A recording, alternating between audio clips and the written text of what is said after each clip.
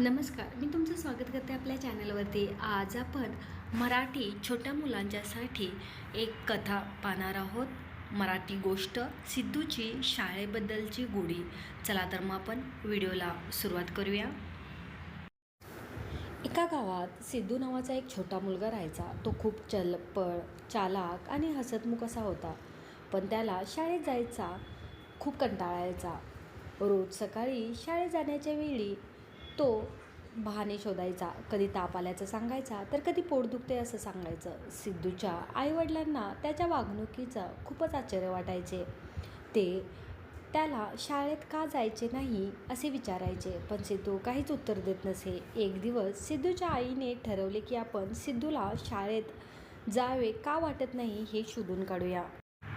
सिद्धूची आई एके दिवशी शाळेत गेली आणि तिने सिद्धूच्या शिक्षकांशी बोलले. तिने विचारले, सिद्धू शाळेत का येऊ इच्छित नाही? शिक्षकांनी सांगितले की सिद्धूला शाळेतील काही गोष्टी आवडत नाहीत. काही वेळा इतर मुलं त्याला चिडवतात आणि तो त्यावर नाराज होतो. सिद्धूच्या आईने त्याला घरी नेल्यानंतर त्याच्याशी प्रेमाने बोलले. तिने त्याला विचारले, सिद्धू तुला शाळेत काय आवडत नाही? सिद्धूने शेवटी सगळं खरं सांगितलं. त्याला अभ्यासाचे विषय कठीण वाटायचे आणि इतर मुले त्याला चिडवायची, म्हणून त्याला शाळेत जायला आवडत नव्हते. सिद्धूच्या आईने त्याला सांगितले की सिद्धू, शाळा हे फक्त शिक्षणाचे ठिकाण नाही, तर तिथे आपल्याला नवी मित्र मिळतात आणि आपण खूप काही नवीन शिकतो. तुझ्या शिक्षकासोबत तुझ्या अडचणी बोल आणि त्यांना तुझी मदत करायला सांग.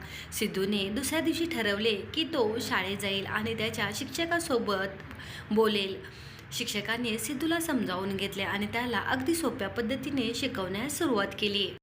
काही दिवसांनी सिद्धूला अभ्यासाची गोडी लागली आणि त्याला शाळेत जाणे आवडू लागले. त्याने नवे मित्र बनवले आणि सर्वांशी चांगले संबंध ठेवले.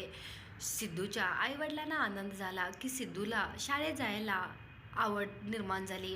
त्यांनी त्याचे कौतुक केले आणि त्याला प्रोत्साहन दिले की गोष्ट आपल्याला शिकवते की कधीकधी आपल्याला अडचणींचा सामना करावा लागतो आणि त्यांना कसे दूर करायचे हे शिकावे लागते. आणि मुख्य म्हणजे आपल्याला धैर्य आणि प्रयत्नाच्या जोरावर कुठल्याही अडचणीवर मात करता येते.